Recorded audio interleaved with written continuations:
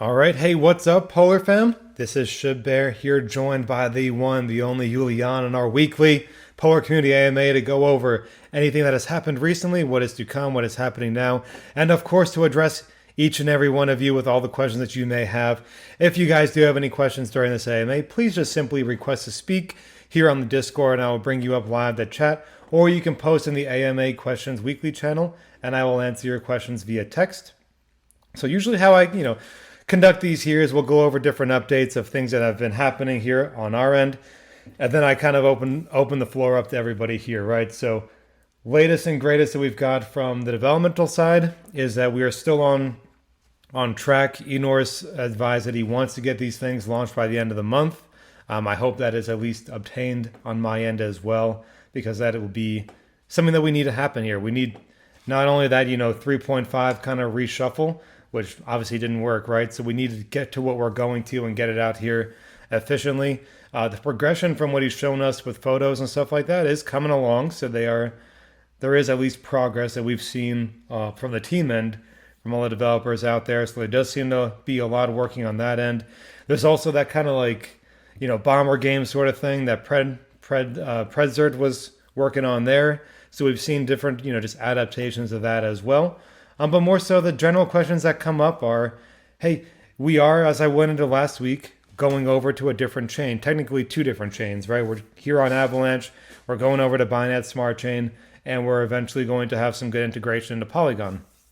So just to reiterate why that's happening, there is very, very low volume, very low steam on Avalanche right now. And maybe that's not going to be the way it is in the future, but it's substantially low. I mean, it's probably due to a whole lot of different things, but it just is what it is here, right?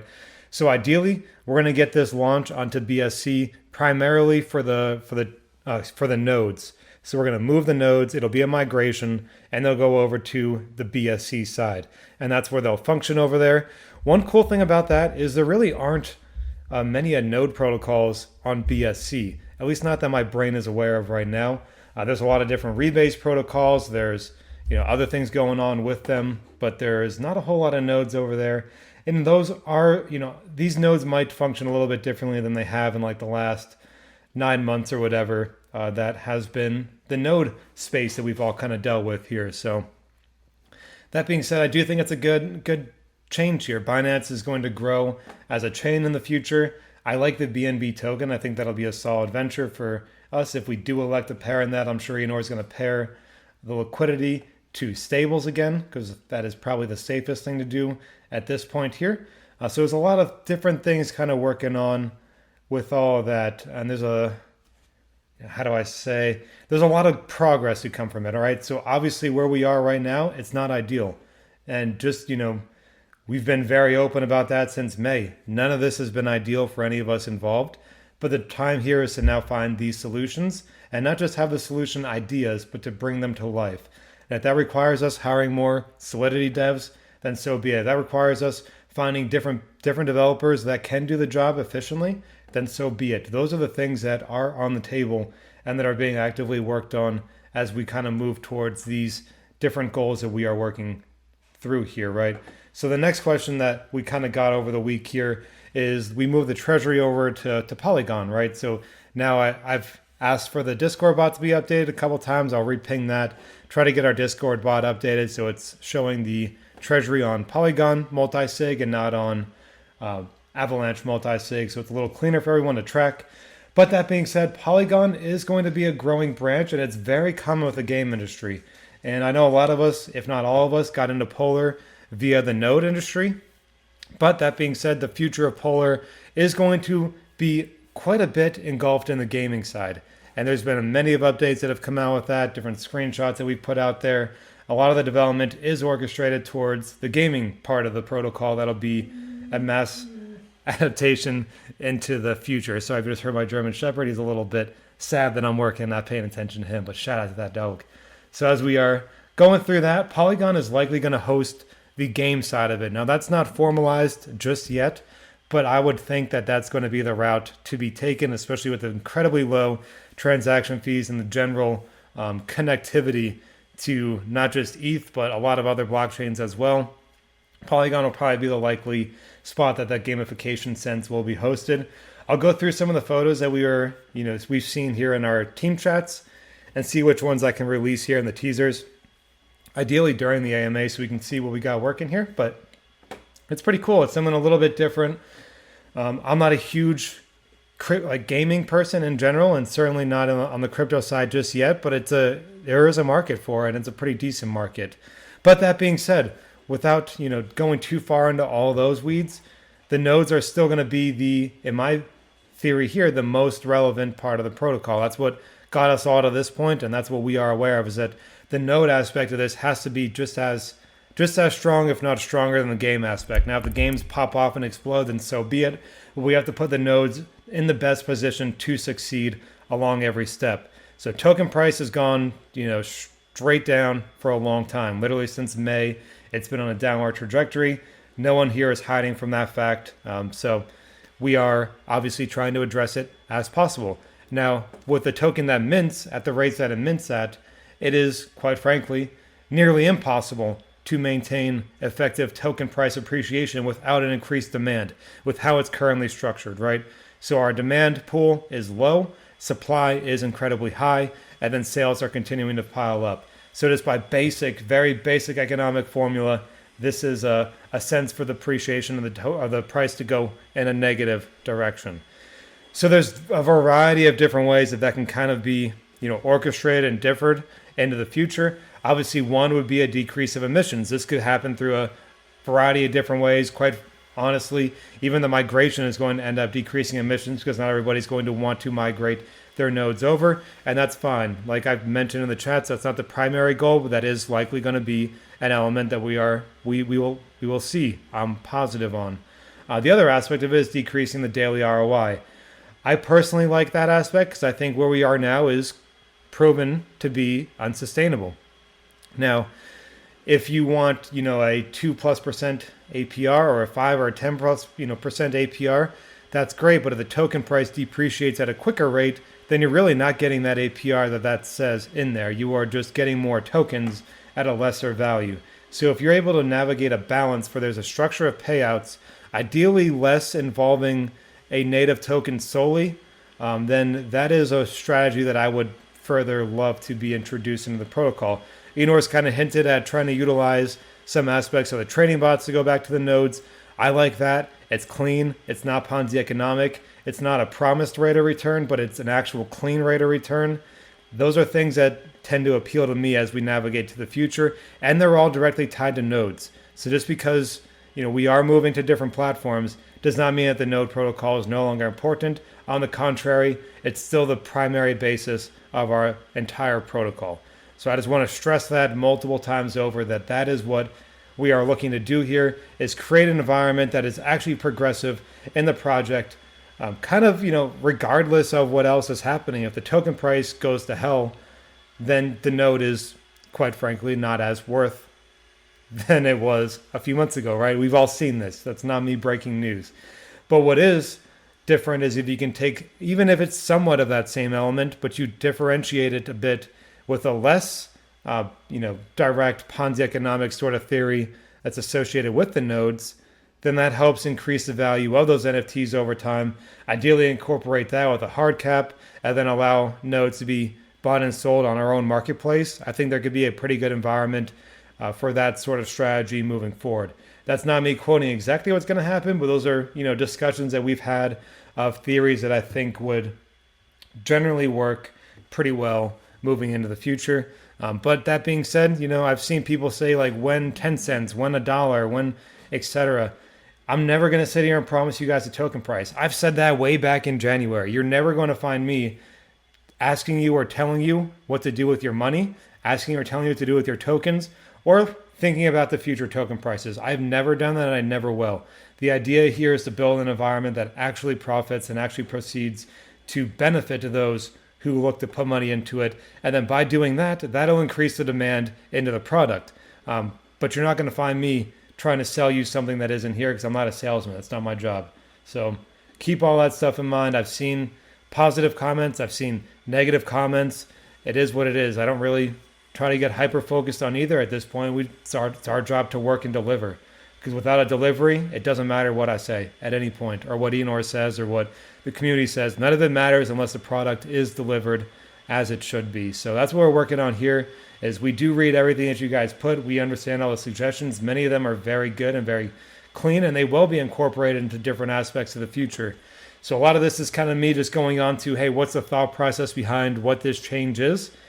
It's big. It's a much more substantial and ideally more fundamentally sound protocol that we will have going into the future. That's what's inspiring me to keep building here and keep being here. I don't remember if I said it in the chat or in the AMA, but with everything else I have going on in crypto, if I thought that there was no potential in Polar moving forward, I would not be working for Polar still right now. I'm a community manager.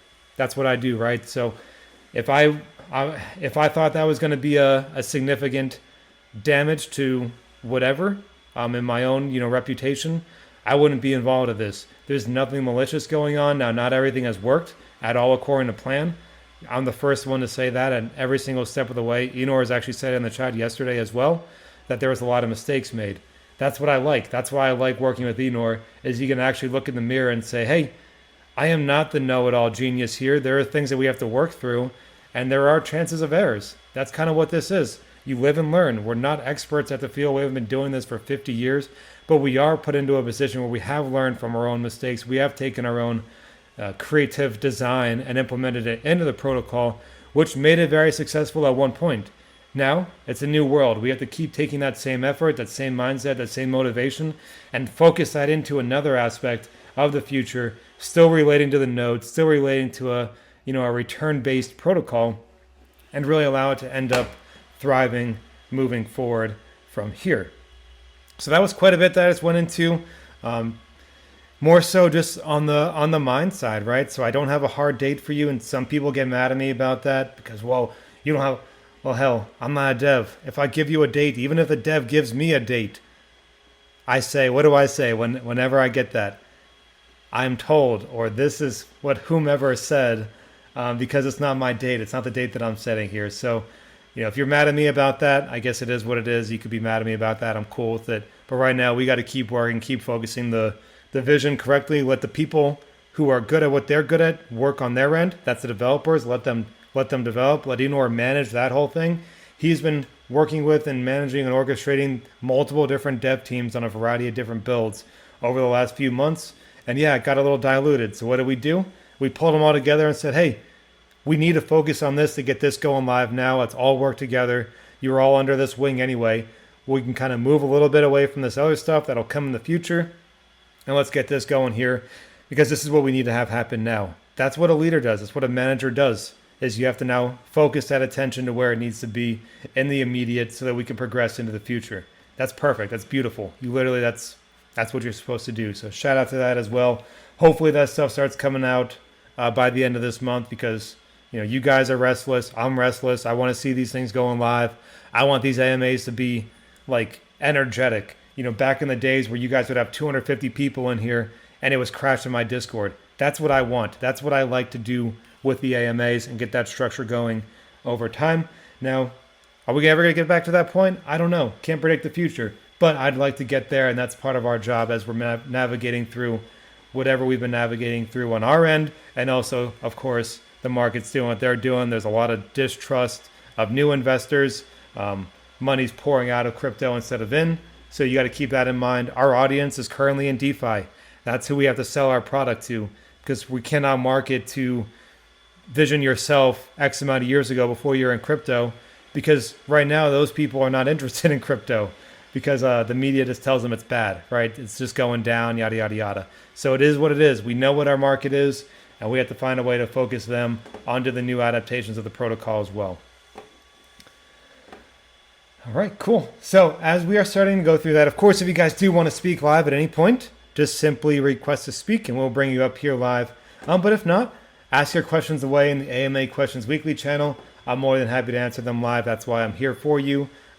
No question is off the table. So ideally, real questions if you can, that's perfect. But if you're just curious about, whatever, because sometimes questions are more leading than others, just ask your question. Be straight up with me. I've always been straight up with you guys. If you got something on your mind, say it and I'll address it. That's what I like to do here. So, All right. Julian, we can start up with where we left off, maybe? Yeah. So I see there's no one requesting to speak, so I'll just move over to the AMA Questions Weekly channel. There are a few very, very big or long questions in here today, which is cool. We just have to be careful not to forget anything. First question is from CJ. With the constant drop in price, when can we expect to see some of the profits made from investments from the treasury used for buybacks or similar? Can we use some of the profit every week, a week or month to buy Polar and distribute it in the same way that it would be if you bought a note without actually creating one? All right, so to go into that question a little bit here, the investment strategies they're not like they're hit and miss. Trading bots are not the like cure all to the world, but they generally do well. Very generally speaking. But that being said, the ego investment was down 5%. Some of the others were up a little bit during that FOMC meeting a week and a half ago. The trading bots wrecked. They got a buy signal. Now Enor actually put one into a short right before then, so he ended up getting a win on that. But the signal itself would have put it into a buy, into a long, and then the markets went straight down. If we are aware of that big red candle from about a week and a half ago or whatever. So a lot of the trading bots took a hit around that time. So it's something that we have to navigate as we move forward. As it's not just a ton of money that we have free to do buybacks and burns. We have to let them kind of work on their end. But there will be some aspect of that investment going back to the note holders. It will not be done at this point in buybacks and burns because we plan on moving off of the AVAX platform. The LP on AVAX will stay the same. We're not going to remove the LP or pull the LP from here. But that being said, this current token that we are working with is going to be left here on AVAX while we get into the new token system on BSC. Now, Enor mentioned in the chats that there will likely be a new token on BSC. I don't have any finite information on that just yet. I'm going off of that information there. So if there would be a new token on BSC, that'll allow probably some different tokenomics that are a little bit cleaner for this day and age. And that allows us to then focus our money towards that benefit. Now, if we do that and Enor wants to facilitate some sort of airdrop thing, any of these Solidity devs out here, or you can even use another company to do an airdrop mechanism where you can airdrop NFTs, you can airdrop tokens, all that stuff there based off of the previous token addresses. It's literally as simple as making a file and then uploading it into these programs here.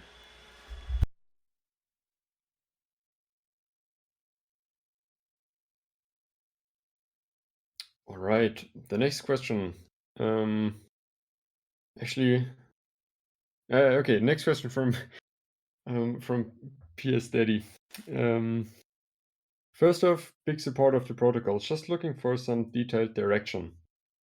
Ineos suggested this week the best thing to do is keep compounding into more nodes. If so, could we get a clear strategy behind this and in the direction of what the nodes or revenue shares predicted to look like, and when we could possibly expect something back dollar-wise? My biggest concern is with the implementation of the potions, is the upkeep of this and not seeing any return in the process or near future. In the process or near future. I've not taken a dollar out of Polar since becoming involved and helped support the protocol by compounding since buying at March and April highs. This was also due to being told on Polar, mentioning people who don't claim would be in for a bonus or reward for not claiming. I had a stack of Polar. I'd been building since March or April to assist me in maintaining the nodes for future decay. With the token price not worth anything, I'm concerned about sinking more money into the nodes to maintain rewards and not having anything to reinvest from my initial investment. I think it's great with Eno being in the Discord channel. Thank you. Yeah, so there's a lot going on there, but it's a fantastic question. So, generally speaking, kind of like I just mentioned, I'm never going to directly suggest what anybody does. Enor did mention that compounding into new nodes would be more advantageous as far as compared to holding tokens for the next update. That being said, You're not going to find me saying, "Hey, you should compound or you should buy or you should sell," because I just don't feel comfortable doing that to anybody. But that's what he did mention there, is that there will be a more advantageous situation for owning more nodes over the next update. That being said, we do need more information to come out on the exact strategy about how the life potions are going to work, and how and if a form of a revenue share system would be implemented into the nodes. Once I have that information, I will give it to you guys literally immediately. I just simply don't have it right now. So that being said, there are a variety of different investors right now. There's some who have ROI'd multiple times over that got in January and February. There are others that are tens and thousands, if not more, down who got in April, and that's not great, right? So there is there's just this part here where not everybody's going to be satisfied with our update. I can guarantee that. There's going to be people upset with however it's structured, with whatever mechanics of it. Maybe even people like yourself, where if you've just been compounding since March and April, and maybe that's it. You just have been compounding, you didn't buy, and then someone comes in today and buys $3,000 worth, and now they have 4 times as many nodes as you do. That's a little bit different, right? So that's things like this are things that we need to consider, is that not everyone is going to find what we're going to bring to the table as a clean solution, because there is no one clean solution. But it's our job to best find a solution that is going to bring an environment to the protocol that'll best allow us to maintain a positive future. And that's the goal here. And if maybe it's not a month ROI like it freaking used to be. It would just be like 35 days for an ROI. That's not going to be the case anymore. I don't think any protocol that is really offering that can sustain it. I don't think it's possible in this current environment. So we need to take a lot of different aspects into consideration. There will likely be a different input mechanic for which establishing life potions will be good. There'll likely be nodes from a certain date that'll either require life potions or otherwise be lesser and valued than how they are today, I guess, if that makes sense. There's going to be a lot of things that come out from it. Not everyone's going to be happy, but I do just want to reaffirm that this is everything that we're working on is not being done lightheartedly, and it's incredibly stressful. I've kind of gone into it as well, where I myself have put over 6 figures of brand new money into the project and didn't cash out anything either. That sucks. That's not me trying to say, well, I did it, so you should be fine. That's not what I'm saying at all. I'm saying that it sucks and that it's not a good feeling. And in May, when I went crypto full time, and that's where I was in that position, I was like, this is weird. This is a little something I got to deal with on my own, which I did. And I like the vision that we're building up towards, and that's fine. But I don't think expecting a similar mechanic to which was back in April is going to be the most realistic thought process for how to best move forward with the project into the future. I kind of answer your question by even putting more information out there, which might spark more questions. So if you do want to follow up, just post away and we'll go into that too. Perfect. Next question from WG. I think you guys are doing a great job. Keep up the good work. I'm sure a lot of us share the same concerns regarding the sustainability of the project and the token price. After all, we are here to make a return on our investment. I would say that a good portion of the investors continue to buy more notes versus selling to not add to the additional sell pressure in the market. With all of these additional notes, what will the cost of potions look like? How will we start to see some returns in the future? Thank you.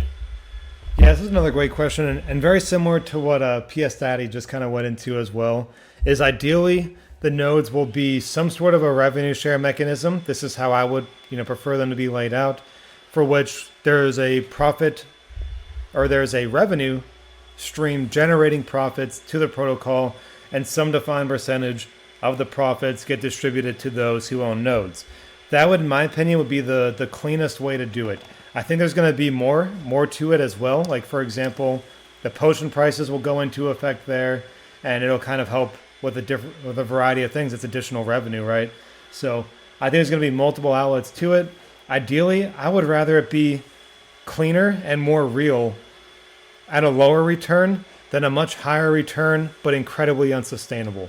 So that's how my thought process was.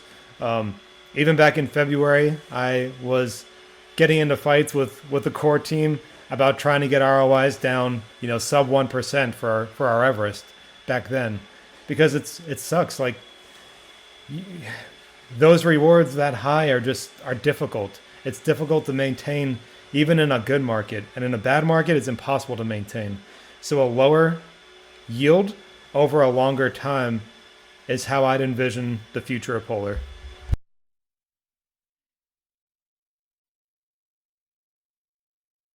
Great, thank you. The next question from um, Meatsaw74. Is there any way the devs could develop a tab in the dep inside the My NFTs tab that allows you the max amount of nodes to claim? I previously was told 286 nodes was the max, but I was now informed that it's much lower. We should have a button that claims the max amount instead of everything, depending if you're using PC or mobile, or maybe buttons that you claim a select amount such as 50, 100, 200, so the user does not have to click every node or tab. There, there are many different ways you could go about this. Just would make it easier for the user and would help with all the confusion. Yeah, I agree there. We already pinged the dev team to see if we can get even just the max node, at virtually unlimited. I think that would be the easiest solution. So whatever it's at now, I think it's like 233 on mobile and maybe 286 or 246 on PC, whatever it is, I don't really know. But if we were to make that like, you know, 1 million, for example, then obviously no one would ever exceed the max total. And then it should just be I don't know if our contracts are proxy, but if ours were proxy, it would just be a push update and it would go from there. But ideally, that'll at least be something that'll be orchestrated onto the next development. If it can be changed now, which some can, some can't, then I'd like that to be changed as well. But we have addressed it with the devs, and hopefully they get some answers to that as well.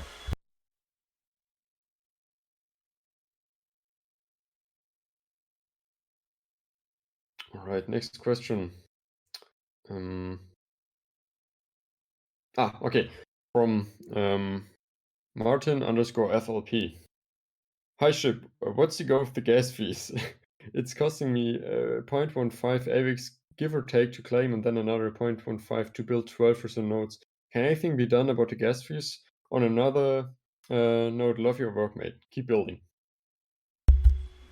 Yeah, so with the gas fees, there is definitely ways to optimize the contract, and that's part of what 3.5 actually did. Now, everything else about 3.5 wasn't super great, but what the next update will do is all the contracts that we're not using, so pretty much any command line in the contracts that is in there will trigger another transaction line, which will make it more and more expensive over time. So, in order to help mitigate that issue, you have to get you can optimize the current contracts to make them have less functions, and then you can also eliminate contract polls that are no longer relevant. Like for example, level ups aren't relevant. We should probably get rid of that entirely, and then just move on from that. That's just one less thing that all of our contracts have to read through under any given piece. So that's ideally how we're going to do it is incentivize, or excuse me, to optimize the contracts into the next update to make them a bit more efficient as well. But it is always, ours have always been a little bit more expensive ever since 3.0 came out. And that was one thing I noticed. Some of it is estimating. So you might also want to make sure that if it's estimating 0.15 AVAX, but if it doesn't actually take 0.15 AVAX, that's built into the contract to help make sure it doesn't fail. That's also how like airdrop contracts normally work. They require you to have quite a bit, but they don't actually use it all. So that could be something, but also there's a lot on our end that needs to be optimized to make those just a bit more efficient.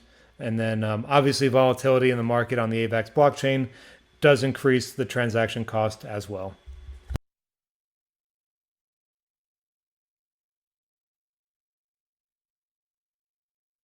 All right, next question from um, Next question from Keith. Hey Ship, if we are going to decrease rewards again, can you please ensure that robust modeling is completed to understand where we'll be in 1 month or 6 months from now, before or after the decrease change takes place? The reduction in rewards historically has been rushed, and the future creation of nodes with pending rewards has not been factored in. The decrease in rewards has only slowed the emissions rate temporarily until nodes have been created enough where that emission rate is high again, and we rinse and repeat. Also, the declining price accelerates nodes creation, re-adding to the emissions as the price falls. The nodes become way cheaper to create. An easy $100 would get you 20-ish Everest. Then again, we've undone the decrease in rewards, and this only serves as a positive to whales. Robust modeling needs to be created and understood to get the right balance and decrease, accompanied by a decrease and increase in node prices wouldn't go amiss either. Some of us are earning thousands of polar a day, which makes adding to our wallet easier. We can't keep everyone happy. It's time to start making some unpopular decisions for the betterment of the protocol.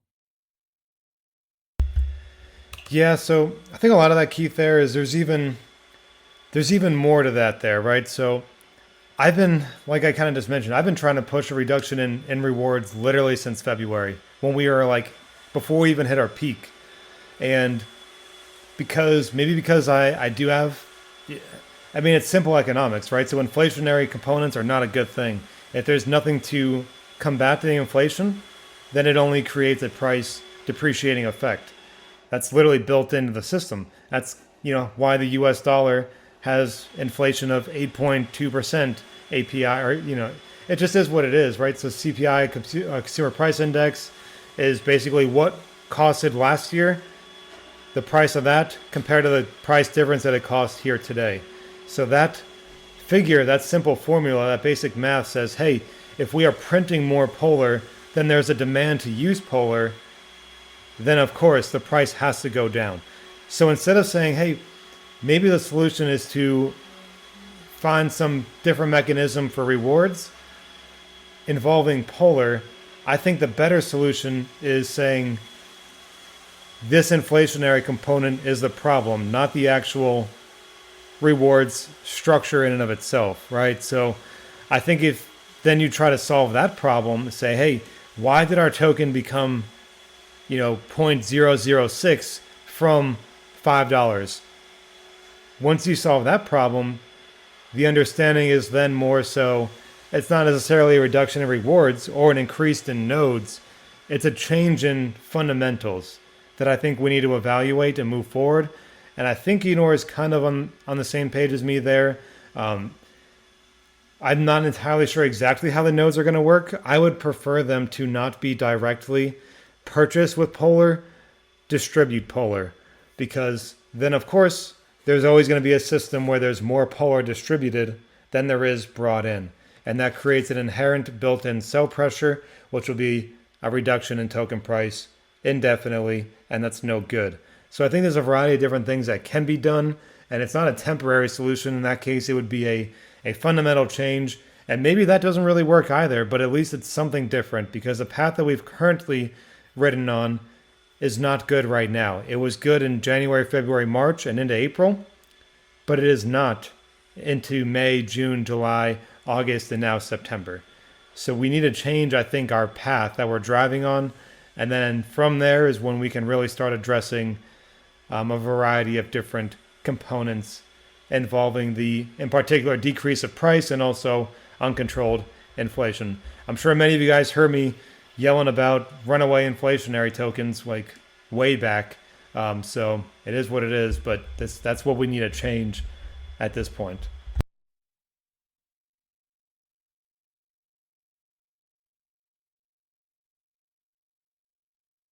Right, another question from CJ.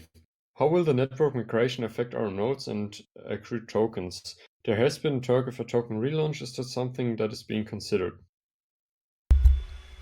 Yeah, so CJ, I'm going to go to general chat here and I'm going to look up, let's see, going to look up the pins here. Okay, Oh wait, maybe they're not pinned. Sorry. I'm gonna go look up Enor's comments so that I can read what he said directly, so that I'm not misconstruing whatever he might have said. Sorry about that. All right, this thing is giving me some fritz, but we're on it now.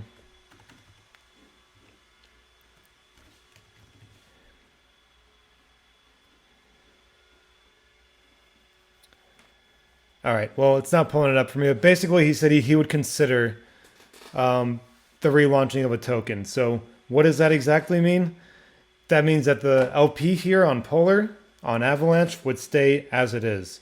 So the liquidity pool that you are currently engaging with, the contract address, all of that would be here on Polar. But the protocol, or excuse me, on Avalanche, but the protocol Polar will go to another blockchain and would require an additional LP to be established on that blockchain if there were to be an additional token. I've seen that done on a variety of different ways. I've seen it as a literal relaunch where it's like a new project basically. And at that point, those protocols wouldn't do an airdrop. It would just be sold to the open market. There are benefits to that, and there's also cons to that. The cons of that are the general sentiment of those who own a lot of tokens, right? That's a negative. But what are the benefits to it? If you and everybody else has 100,000 tokens at this point, and we go over to BSC and we airdrop you that allocation of tokens, and then you just sell it on the new LP on BSC, then the token price immediately drops by a substantial percent. We've all seen that. If you are one that checks charts of different projects, that is usually what happens is they airdrop it over, and then it's just whoever sells first wins, and then everyone else is kind of SOL, and it creates a panic. It's not good. I don't really like that idea. I think there's better ways to do that in and of itself. I think I would even be more attuned to removing the LP entirely from AVAX, relaunching it over there, but with new tokenomics completely. So leave this whole Polar AVAX token behind, relaunch with that. Enor, I don't think he's going to do that. He said he wants to leave the LP alone on Avalanche. But that being said, there's pros and cons to everything. So I think that would be something to consider. I don't know how we would do the new tokens. If you want to know what my opinion would be, I wouldn't even have tokens associated with it at all. 0 tokens. Don't need them. I would just have it where you own the NFTs. Maybe you stake them or do something on a DApp, and then it makes you eligible for a basically claim system of a pool that is generated from the trading bots. That's how I would do it. Keep it simple. And then if you want to introduce other elements of tokenomics down the line via a new token, you can certainly do that. But I would hate to relaunch on there and then immediately watch the price get launched live and then drop 60% below that live price, because that's terrible for everybody's mind. It just doesn't look good. And it doesn't feel good either. So there's a few things to navigate on that. Relaunches can be okay. They could be great, but they also can bring some problems as we go along. I'll kind of find different examples. I'll present them to Enor and say, hey, these are the things that I've found. These are the things that have happened. I have some pretty good friends in the space that I work with directly that are, literally some of the best contract developers that I've ever ran into, and they'll just give me their opinion. And that's all I need to know. I'm not asking for them to build anything. Just literally say, hey, this is, if I was going to relaunch on a different chain, what would be the best way to do it? Then let them answer it, open-ended, let them go into why. And it's just more information to kind of build off of. I think that's the best way to do it, is find those who have done this before. And this one that I'm thinking of now has launched literally, 1,100 different smart contracts already. So find experienced people who have done this, who have seen this, and then get their opinion. What is the best way to do it? And then allow, obviously, Enor to make that final decision, because that's his role as the founder and CEO here at Polar. For the nodes, sorry, I'll answer that as well. The nodes will migrate over. So you'll have to do a migration of some kind. It will be a manual migration, so you have to select whatever and do the migration effect. That's probably similar to how we did it from version 2.0 to 3.0. And then from there, you'll have your nodes on the new chain.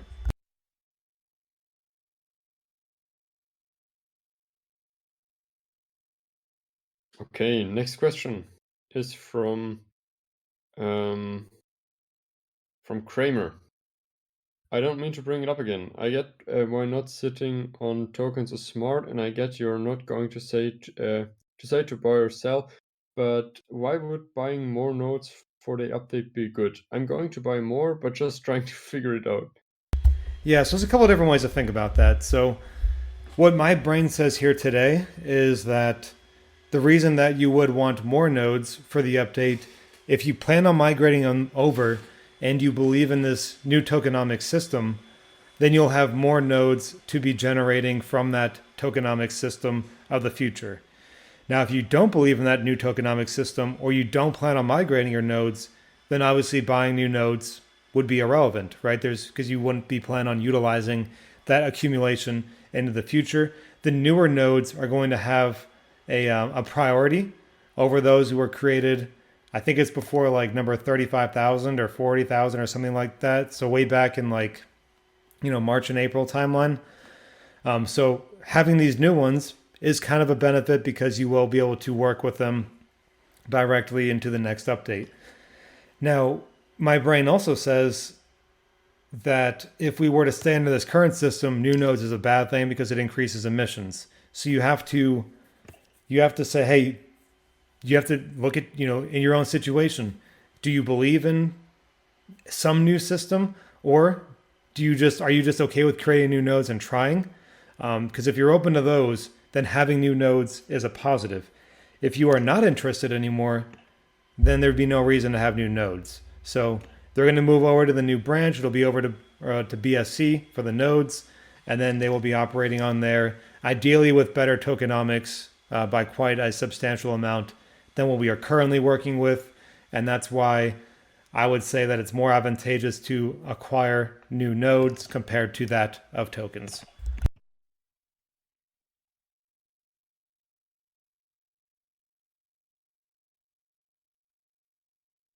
Um,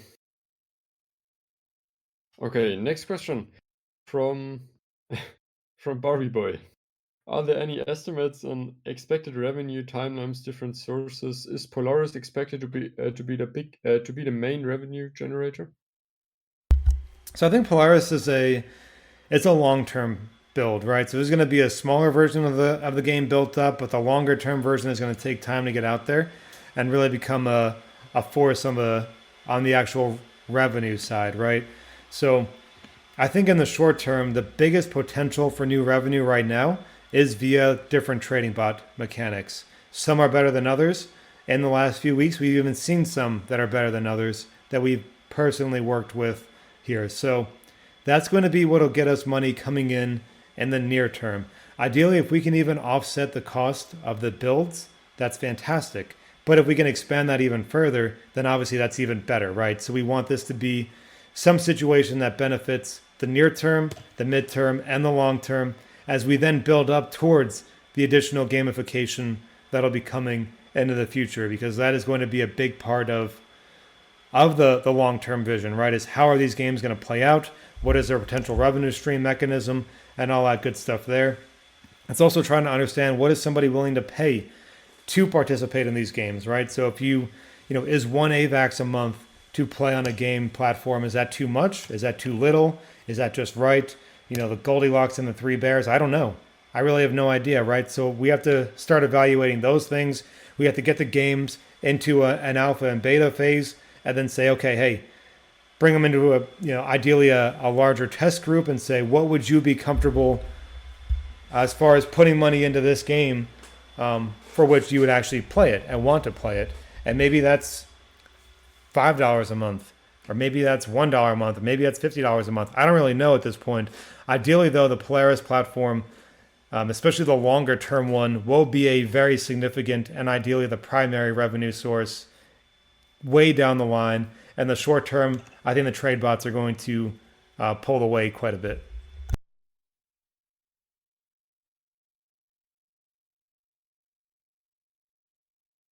Perfect. Next question from Keith. Can we please in advance understand what the migration is likely to cost?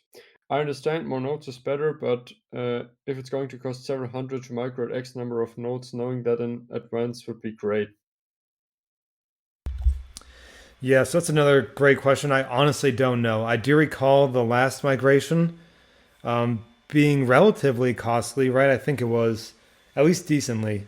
I don't think it was. I'm trying to remember what that was. That was all the way back in April 11th, if my brain is working right.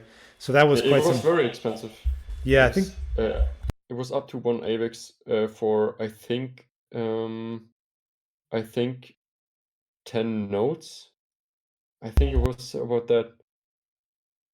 Yeah, and then from then to now, AVAX went from $70 down to $20. So I guess there is a little bit of benefit there, but I would say that it's probably going to be it's probably going to be something. It's going to be something a little bit decent, even if, and maybe even a little bit more, if there is a bridge component to the migration. Now, I can say I do not have experience doing any form of migration across a branch. I think the I don't think the command is that difficult. I think it'll just basically be a smart contract written in, and then when you pull it from the BSC side, it'll read off of the contract addresses on Snowtrace. You put those all into a document. It reads off of that document, and then it distributes them accordingly. And BSC is cheaper than AVAX, so I will say, like, for a normal BSC transaction of like BUSD, it's like 5 to 10 cents per transaction. That's generally what I've seen. Now, how is that going to connect with nodes? I actually don't know. I genuinely have no idea. Hopefully, though, we will get some sort. I'd actually like us to get a beta. Remember when we gave you guys a beta to get into and play with before we brought out? I think it was 3.0. That would be the best thing because you can get in there and say, hey, on the test net, the gas is actually pretty low or it's crazy high. And that'll be the best way to know because even though it's a test net, it will still be pulling different gas totals based off of the amount of transactions needed. So something like that could be a real clear sign for us.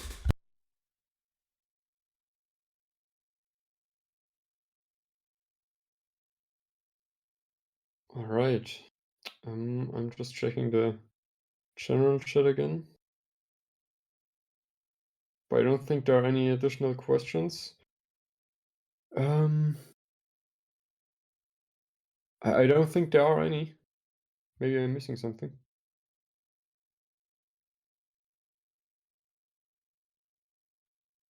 No, I think we're good. All right, cool. Yeah, so I'll kind of let them just kind of pile in there. We've been up for 50 minutes. I know this wasn't a ton of like hard data during this AMA, but it is at least data, and that's what I want to be able to do is work these things through with you, and then we kind of bring the ideas back and circulate them around with the team because we're not there yet. We have time to build and change and orchestrate and develop as we get closer, which is a good thing. I think that's what'll allow us to thrive in this is the ability to adjust when needed. And I have seen projects that say, hey, this system doesn't work, but this is what we do, so it's going to work. And then they just keep failing, right? If you find something that isn't working, you need to find a solution to it. And then you need to go from there. The solution might not be the best solution for everybody, but if it's, you got to make a decision. That's the like leadership 101. You literally cannot be a leader if you cannot make a decision. That's a simple fact of life. That isn't even crypto or anything. So decisions have to be made. There has to be certain things done in the short term that orchestrate this longer term vision, but there will be quite a bit going on as far as how we're going to decide exactly what gets put into the future. We actually got another question right now. I don't know if you already answered it with your with your last sentence. Question from Arnev DM2. What is being done short term to though to get the price up or at least not going down? Yeah, so I mean, to be very straight up and straightforward, if we intend on leaving this LP behind on AVAX, that kind of removes the focus of the actual price of this token. Now, why would the price go up? If we are able to develop something that says, hey, this is why you're going to want nodes on BSC, and you actually decide that, then that is what will encourage people to ideally buy Polar and then create nodes. I still believe that that is the general play that I would do. But like I said, I'm not here to advise people or tell you when to buy or sell, and I never will be that person. But if the vision makes sense to you to want to be involved into the migration, then buying Polar and then creating nodes would be your best bet. And again, if you don't, well, then that is what it is. But generally speaking, more nodes are minted than they are, or there's more nodes being sold currently than being bought. Or, gosh, my brain is more tokens being sold than bought, then the price will go down. And then vice versa. If there's more tokens being bought than sold, the price goes up. Very, very simple mechanics there. So if you do believe in that of getting involved into the next steps here that we are working towards, we've survived a DeFi bull market. We've gone into a bear market that we thought maybe was going to be a short one, and that has dragged on for May, June, July, August, going on 5 months now in about a week. And we are still here working, thriving, over $800,000 in our treasury to build and keep making this thing move forward. So if you like that vision and that theory, because a lot of other projects that are in our position have 100,000 to work with or 20,000 to work with or have no vision, then this is why I would suggest maybe we'll do better in the future, and that might encourage that of people getting more involved now, which would then appreciate the price, even though we are going to leave the LP here on AVAX behind.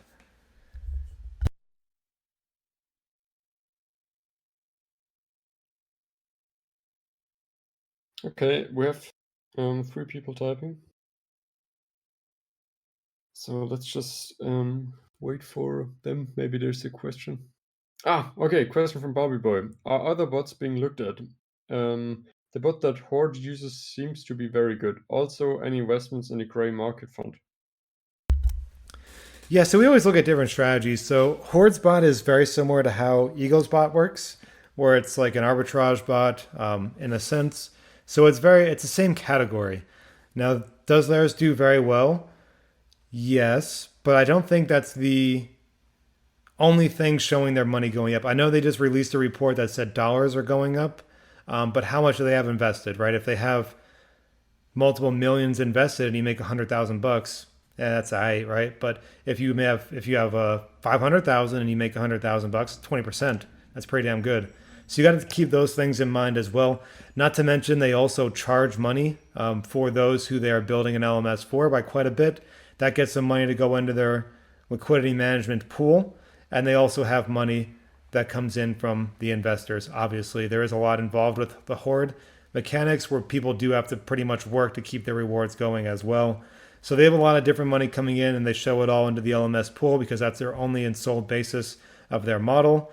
So that does kind of skew the what is their exact returns on their trading bot. If you're looking at that single element from there, then of course it could be diluted to some extent. But it's an arbitrage bot, and they're pretty good. They're algorithmic based. I like them as well. I'm not too sure about Gray Market Fund. I'll do some research on that, but I don't personally know off the top of my head.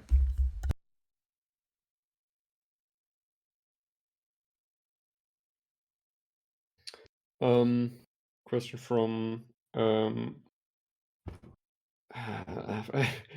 okay, question from our DM2. Okay, what happens with the node rewards if we leave AVAX? Yeah, so I'll also answer WG's question here in a second. So WG, just while you're there, check out the Discord bot here. This is our correct market cap. The one on the dashboard is incorrect. It's not taking into account the current circulating supply. So what market cap is, the formula behind the market cap is token price times circulating supply. And that'll give you the market cap of any project. So the more circulating supply multiplied by token price, and that'll get you there as well. And I just gave you the link for the treasury on Polygon. It's the multi-sig. That's our link there. Ideally, we can get that updated on Discord as well. So we'll got you there on both ends covered. And then from our Nev DM, what happens with node rewards if we leave AVAX? So let's see. I don't know how the contracts work. I would imagine that you can see when. I'm trying to think here actually. So there might be a thing where we'd have to either claim them, I guess, if there is a new token distribution, but I'm not even sure if or how a token distribution would be. So I know the nodes will go over. I don't know about your accumulated polar within the nodes because I don't quite know exactly how the token distribution will be going onto the BSC side. You can take a snapshot and find out all that information on the blockchain side, which is what I'd recommend doing on any basis, so that there's not people opening, 800 tickets or whatever, or thousands of tickets. You just get to look at it on the blockchain. You get all your data, and then from there, if there is some sort of mechanic that rolls the current tokens over to the BSC side, then that would be taken into consideration at that point. I personally don't know the mechanics of that specific part of the protocol on BSC just yet. I honestly don't know. Like I said, I don't even know if I'd want a new token over there. I think the cleaner way is to not have a new token, but I understand the pros and cons to both. So that's kind of where I am with it.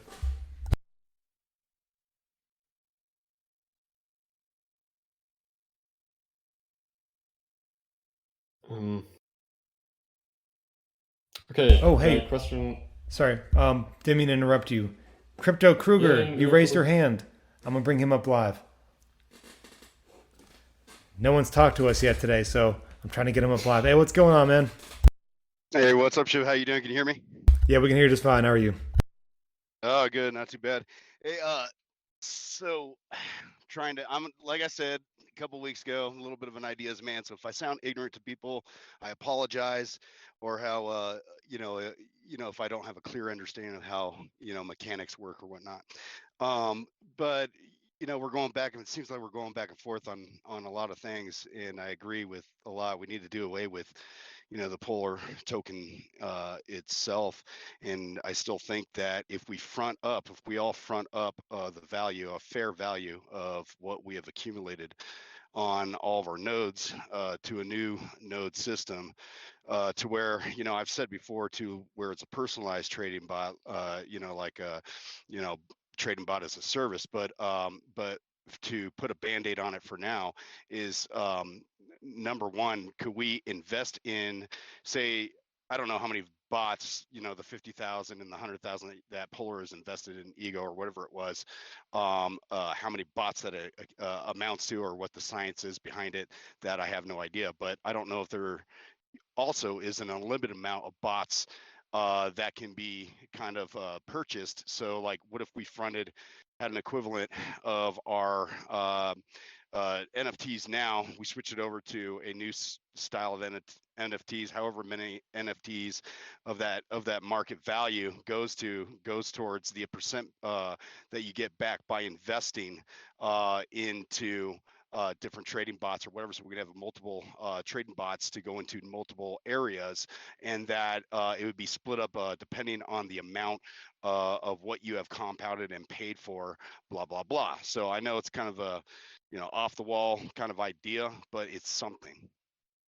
Yeah, so that's actually a great idea. It's a great theory. It's a little bit more difficult to implement, I think, because you need to have at least a smart contract, be able to identify what percentage you put in, and then obviously identify a new percentage based off of what you put in, and then what the other 45 people in the AMA put in, and et cetera from there. But I do think it's possible. It's very similar to how a staking contract would work, where there could be a million of a token staked into a pool. You might have only staked 100, but it knows what your returns are based off of that distribution, because it just logs your information identifiably amongst the rest. So that could be a theory. There is a little bit more involved with that, and it's not an always win situation. So what if the market goes down by 30%? Then everyone's share decreases by their proportional percent in minus 30. That would kind of be rough for people, I think. But personally, that would actually appeal to me, and it would create a limit of a barrier to entry, lower barrier to entry to the trading bot mechanics that are out there, and say, hey, we could be involved. But we'd have to really identify that smart contract sort of build, and then also the risks associated with it, because it's not an only up sort of venture. Yeah, absolutely. I don't think there's, the perfect, band-aid or answer at, this point. But I think, I think you would agree, and I hope the rest of the Polar team would agree that if we get a kind of like a little bit ahead of the system and instead of, kind of the dog chasing its tail, if we just stop and just say, okay, let's chill out, let's get going on this one thing. Everybody hold off, we're still going strong, and then this is the plan, let's go, let's get ahead of the system. And I think it's going to be more appealing. We're going to get eventually new investors coming in saying, oh wow, that's attractive, let's do this. Yeah, I agree there. It's kind of an outside the box sort of strategy, and that's what we need to start, really opening our minds up to, is say how can we entice people to want to engage with the protocol in a variety of different ways. Now, I will say, while I've had a lot of great experience with trading bots, where I'm actually way up ever since I've been using them, I've introduced other very serious investors that are in the crypto field to the same exact strategies that I do, got them the ins, and a lot of them backed out entirely because we had one bad week in trading bots. So like it's a weird mechanic where for some reason people in crypto want an immediate and pretty substantial tangible return, at least theoretical. That's the part that's tricky to me, is if they're promised, if they can get on the Lambo calculator and see that they're going to have 520 Lambos next year from their $1,000 investment, they actually like that and they'll put in 50,000 into that. But if I tell you that, hey, I can likely get you between 20 and 80% gains in a month, but there could be some months where you're minus 20 to 30%, but it'll generally be outweighed maybe 6 to 1. For some reason, that one bad month, everyone will bail. So I don't really understand that, but it is what it is.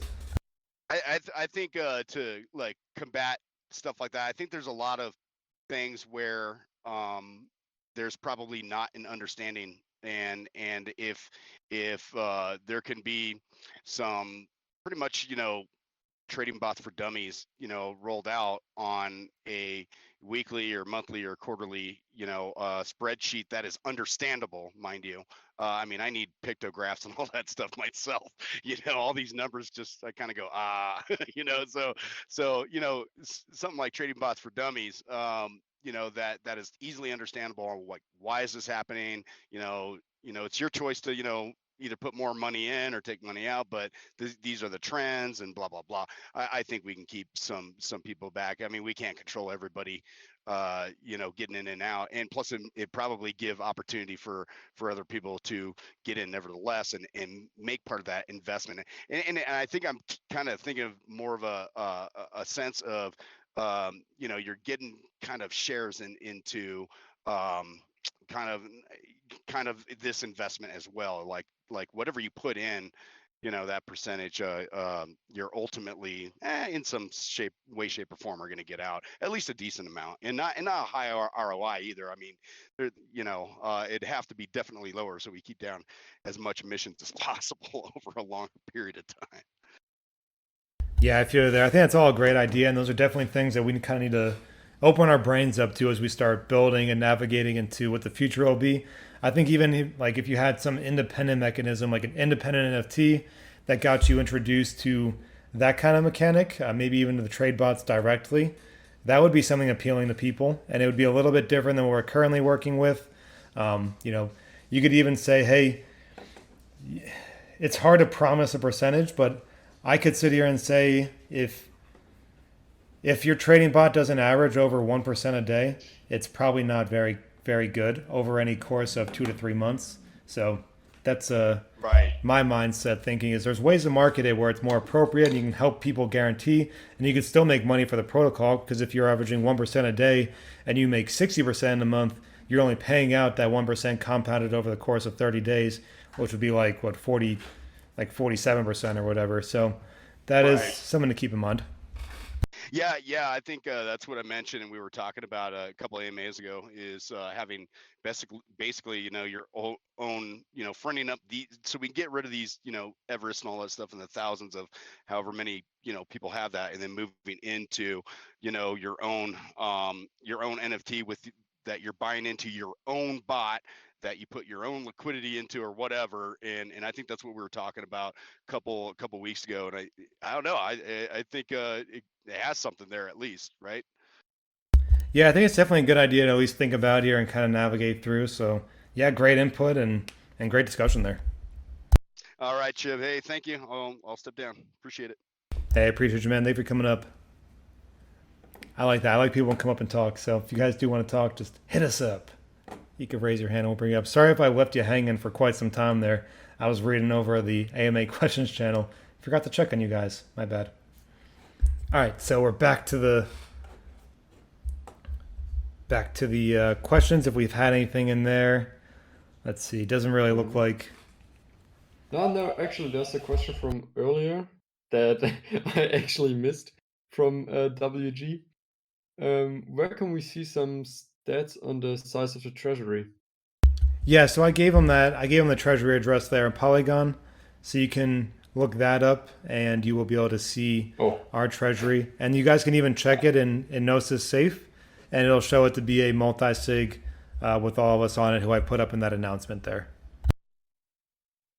maybe that's why I didn't read it. Yeah, I answered it in Okay. there for him, so no worries. Yeah, okay. Um, all right.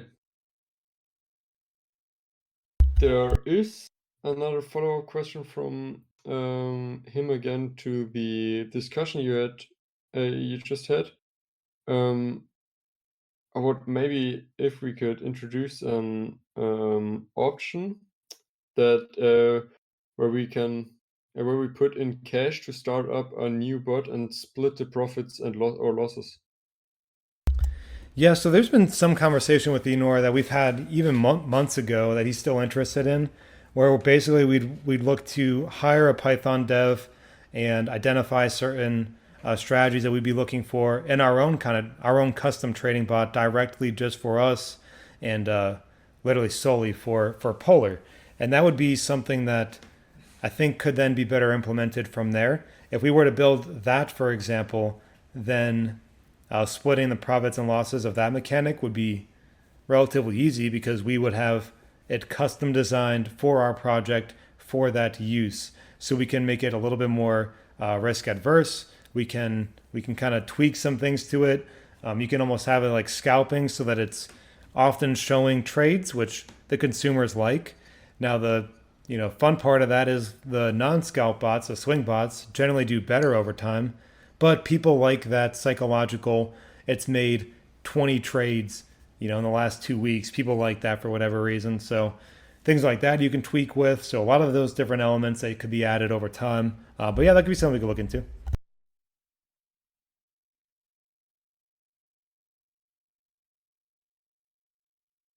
Okay, I think now we got everything. There's still two people typing.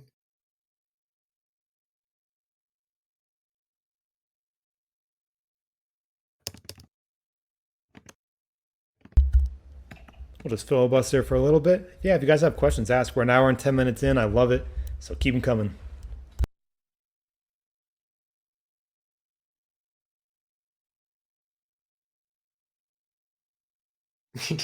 That's gotta be immense pressure on the people typing, knowing that everybabu's waiting.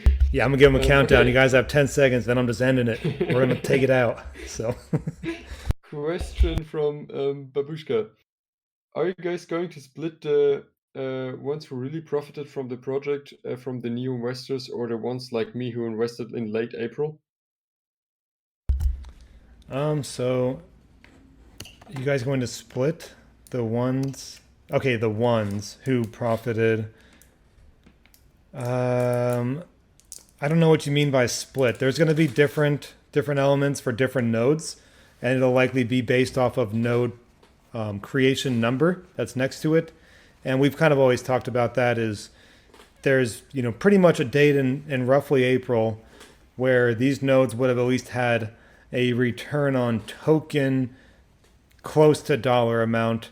Now, the issue with that I've talked about for months is that people are going to get mad because they compounded in, and then the token price fell off a cliff in late April, early May.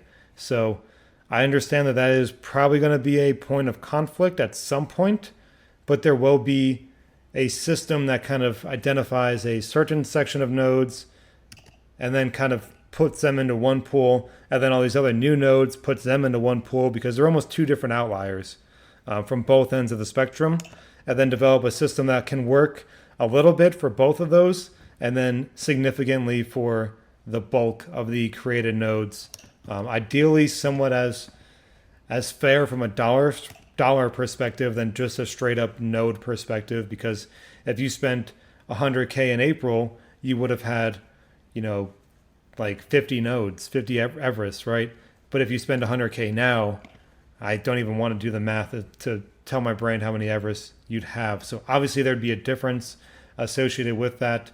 And there's a lot that I think is being worked on behind the scenes that I've been trying to work with Enor, and Julian and Stacks are helping as well as we try to identify just the best way to get that going into the future. And Sam Lukens has been advising a ton with that there as well. So we have a lot of different minds working together to try to make it literally as fair as possible, but there's not one size fits all here. And there are going to be unhappy campers when we have the update. I guarantee it. It just, there's going to be people that are not super thrilled.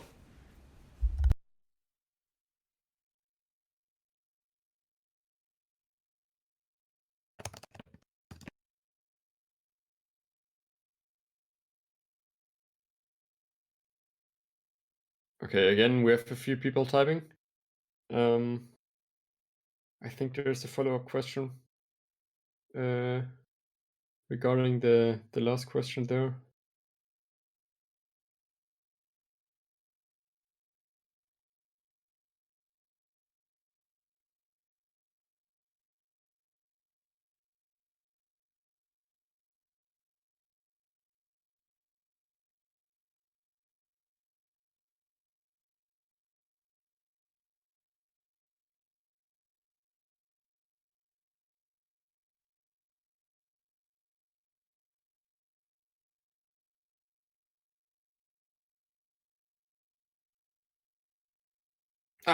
Perfect. Okay. Question from follow-up question from Babushka. Is it possible for the ones who invested in April to get their money back with the new update? Not talking about the profits, just the money they invested. I don't know. Honestly, man, I cannot predict the future. I got no idea. But, so let's do even as a brain exercise, right? So I think by the end of April, we had 40,000 nodes or so created. So if we did our entire treasury of 800,000 divided by 40,000, maybe you want to pull out your calculator, but that math is about $20 per node. That's very generalized, but those are the numbers. So it's just not a practical solution. Nothing I can sit here and guarantee, and you're never going to find me guaranteeing anything of that sort. But ideally, there will be a mechanism for which incentivizes those who want to still be involved with the project to obtain some legitimate return on their investment moving forward. That's the goal here, right? We need to structure this in a way that actually benefits the consumers, the investors, and also doesn't literally bankrupt the project and give everybody $20 because that's illogical. That really would not make any sense. So it's tricky, man. And you and I talked a bunch back in April and May. You were on the AMAs a lot, and it's we both went in pretty heavy around the same time. So I don't know. I honestly don't know, but I believe in with the steps that we're going to. I just can't sit here and say that they're going to bring you back into break even directly in some defined time because I simply don't know.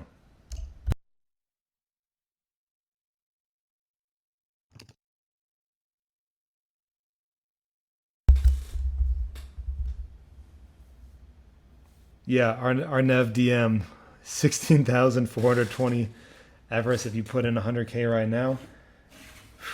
That's a lot.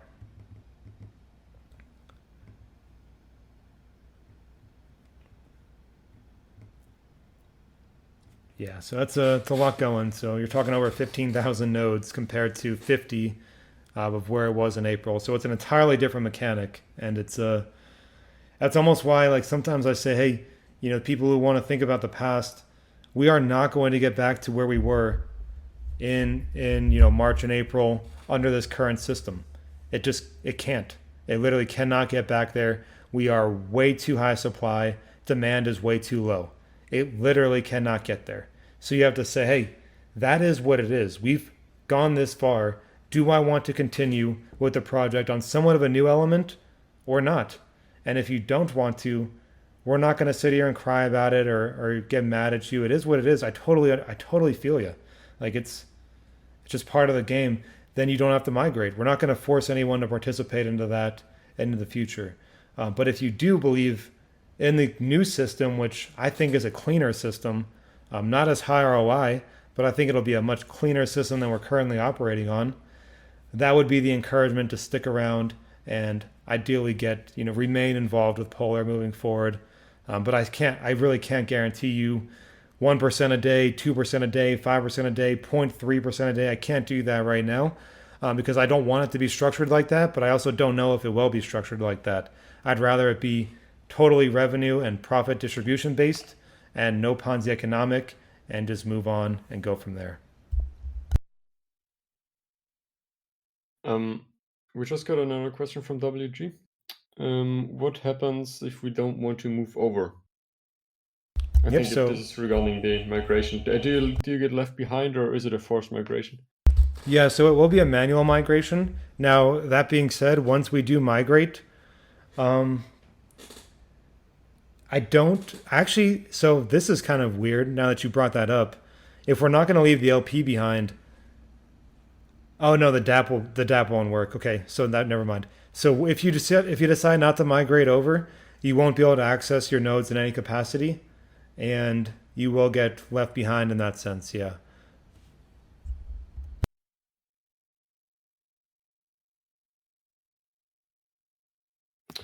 Um,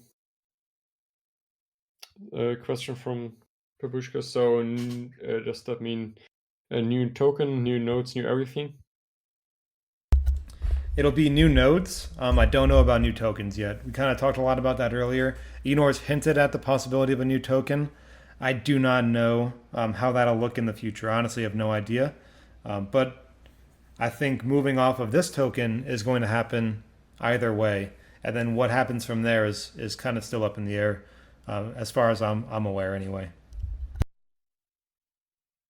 Um, question from Colonel Lingus. Why not introduce monthly node fees? It seems to be keeping Thor alive. Yeah, so we're not going to introduce node fees like Thor does. And again, no hate or anything on the project. I'm pretty close with those founders and those who work over at Thor. But we will introduce those life potions, and that'll be a way to encourage money to come into the protocol in a similar way that monthly maintenance fees do operate. That being said, if you want to know a personal story, I stopped engaging with my Thor nodes because one day I forgot to pay my migration fee because I'm working with Polar and I was busy, and then I lost all that accumulated rewards and the node was turned off just like that 30 days after the previous. So I don't like that system. I don't think that's fair. Every single month we'd be getting people in the chat, I forgot to pay my fee. Can I get my nodes back? Can I get my my node turned back on? Can I get my rewards back? And the answer would be no. And then that's just going to create more tension. So I don't think that's a perfect idea. I like the life potion mechanism. If you're going to have a sense of a fee kind of system, the life potions to me is actually one that is different, and it makes a little bit more sense in my brain where it's more so just encouraging people to keep putting money in, but you don't lose everything one day if you just forgot to pay your fee.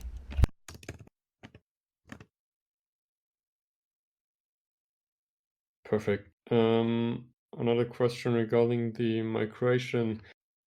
Will it be expensive to migrate the nodes?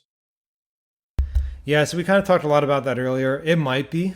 I don't know. I do not know what it's going to cost. Hopefully, we can get some sort of what's my brain thinking of? Some sort of, come on, brain work, beta test that allows everyone to kind of get in there and see what's going on with the actual mechanics of it. I think that'll be the best way to do it, so we can see what it'll actually cost to be migrating nodes over. I know I've answered this before on the same AMA, but I don't know if there's going to be an additional cost because it's cross-chain. But I also expect BSC to be cheaper than Avalanche, generally speaking. So we have a lot of that going, I guess. There could be different pros and cons to that as we kind of move forward.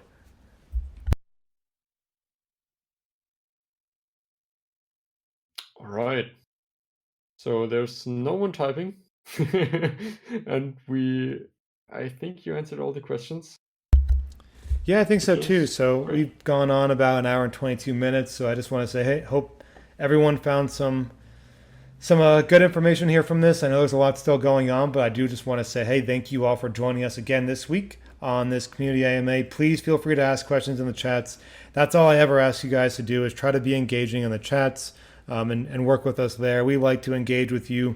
It helps us keep busy on the Discord as well, because sometimes I find myself working and I just forget to check Discord. But if you guys are in there popping, well, then I'll be in there with you and we're working regardless. But then I can also chat with you guys. But definitely shout out to all of you for joining in here. Shout out to you, Julian, for helping me again this week. Thank you very much.